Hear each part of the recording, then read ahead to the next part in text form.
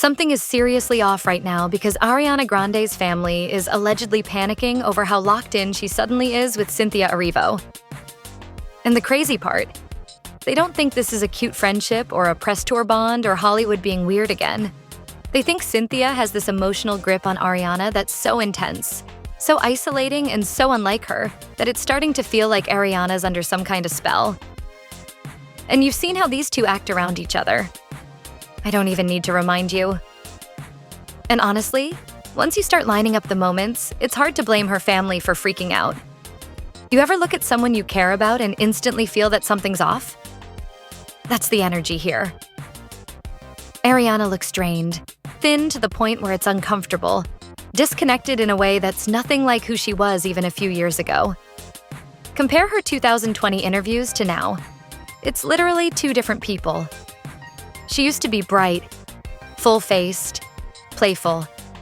Now she looks like she's holding herself together with dental floss and lip gloss. And Cynthia, she's always right there watching Ariana's arms, her movements, her breathing, almost like she's tracking every micro-reaction. Ariana's family allegedly sees all of it, which is why they're sounding the alarm. And the thing is, the red flags didn't hit all at once. They showed up slowly, clip after clip, until people were like, okay, something's not normal here. The first moment everyone keeps bringing up is that arm kissing situation. Mark Platt barely taps Ariana's arm for 1 second, and Cynthia jumps in like she's been waiting for the cue, grabs Ariana, and kisses the exact same spot. It didn't feel sweet. It felt like she was marking territory. Then we get the necklace moment. They're mid in Ariana's talking. Everything's normal. And out of nowhere, Cynthia reaches across her chest and starts fixing the necklace that wasn't even crooked. Like, you couldn't wait 5 seconds until the camera cut. You had to do it right there. And that flinch moment, a fan runs up. Ariana literally flinches. Security is still trying to figure out what planet they're on, and Cynthia is already shoving the guy back like she expected something to happen. People joked she moved faster than the bodyguards, but honestly, that's kind of the problem. And don't even get me started on the mirroring. Cynthia loses her voice, and suddenly Ariana skips interviews. Cynthia gets sick. Ariana's like, well, I'm not going either. That's not friendship energy. That's fused together. I can't operate unless you're operating energy. Then the physical changes started showing up. Both of them dropping weight at the exact same time. Both looking more frail on every red carpet. Both shrinking down to the point where fans were literally begging their teams to step in. At this point, nobody is calling it coincidence anymore. It's a full-blown pattern, and not a subtle one either. The internet didn't just wake up one day and say, something feels off. No. It was a slow, creeping realization that hit everyone at once. The matching weight loss, the emotional dependence, the identical tattoos, the sudden personality shift. It all added up to a vibe that was way too strange to ignore. People couldn't help noticing that both Ariana and Cynthia went through this dramatic, synchronized transformation, almost like they were mirroring each other's stress, energy, and emotional state. They didn't just slim down. They started looking exhausted, fragile, and drained in a way that sparked genuine concern. Fans who have followed Ariana for over a decade were watching her appearance change and thinking, wait, this isn't normal for her. Not at all. Then there were the tattoos. Not one, not casual, but significant, intentional, almost ritualistic in the way they were placed. On opposite hands, perfectly aligned. So when they hold hands, the tattoos literally connect like puzzle pieces. That's not something friends accidentally do. That's the kind of thing couples plan during a honeymoon phase with their brains dipped in glitter and delusion. And the captions attached to all of this? Please. They weren't subtle. You're my miracle. You're my gift. I'd choose you again. It sounded less like affection and more like someone trying to tattoo permanence into a relationship still figuring out what it even was. And then came the puppies. Because of course. When two people start calling themselves poppy parents, that's when the internet collectively reaches for popcorn. Cute? Yes, but added to the pile of everything else, it became part of the pattern. The love bombing, the bonding rituals, the synchronized lifestyle changes, it all felt like two people collapsing into each other way too fast. But the real chaos detonated when they introduced that infamous mind-bending label, a non-demic, curious, semi-binary relationship. The moment those words dropped, the timeline broke. People were pausing videos, rewinding, replaying, Googling definitions that didn't exist. It felt like listening to someone invent a new identity mid-interview while hoping no one would question it. No one was judging the labels themselves. Identity is personal, sacred, and valid. What confused everyone was the way they said it. It felt like a linguistic puzzle meant to explain something they didn't want to say clearly. And that's exactly when the internet stopped laughing and started watching closely, because something in their energy together didn't add up. This wasn't just two adults using niche terminology.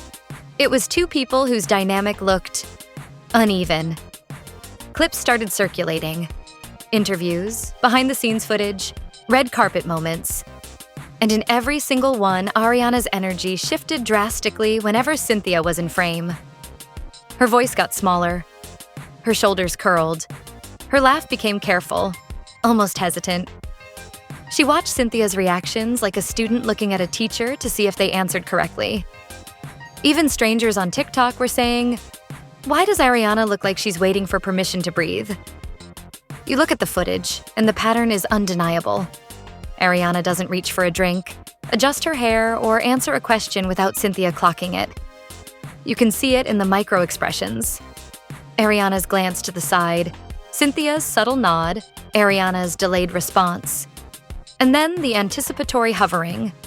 Cynthia leaning in before Ariana even finishes moving, like she's predicting her actions before they happen. The water bottle moment? A perfect example.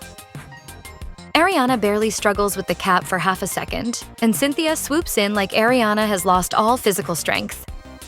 It looked less like love and more like control disguised as caretaking. This is the type of emotional entanglement where one person becomes the other's nervous system, comforting at first, then suffocating later. And what makes all this stand out even more is how different it is from Ariana's life before Cynthia. Ariana used to have a broad ecosystem of grounding, lifelong friendships. People who knew her before fame, before trauma, before chaos. Victoria Monet, her musical twin flame, her soul sister in creativity. Liz Gillies, more than a best friend, practically family for over a decade. Courtney Chipolone, childhood anchor, the safe place no cameras could touch. Alexa Luria, the sister from another mister who was part of her core for years. Doug Middlebrook, her emotional compass, the friend she leaned on spiritually and mentally. That was Ariana's world. Balanced, grounded, steady. She had multiple emotional supports, not just one. But once Cynthia entered the picture, that world shrank. Fast.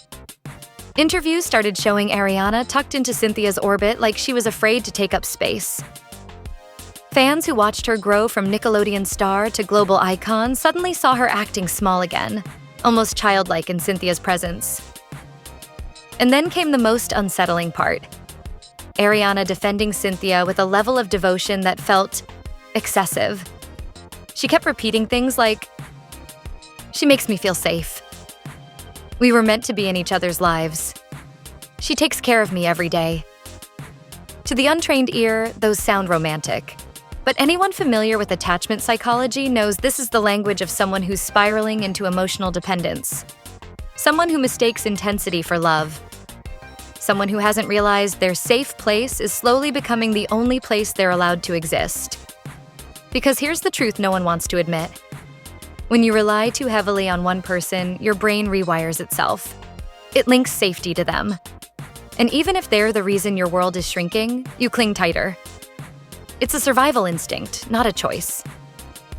And Ariana, allegedly, she doesn't see the red flags, not because she's naive, but because she's inside the tornado. And when you're inside it, it feels like a warm breeze.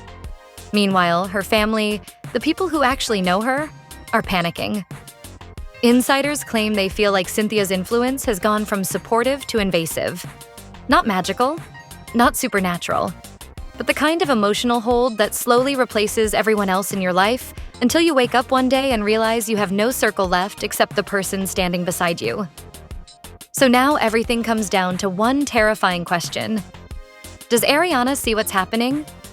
Or is she already too far gone into this hyper-attached bond to pull herself out? Because if her family is sounding alarms this loudly, whatever is happening off camera is probably deeper and darker than anything the public has pieced together. And until something cracks, until Ariana hits a breaking point, or until Cynthia loosens her grip, all we can do is watch the situation unfold and wait to see what finally snaps first. The relationship, or Ariana herself.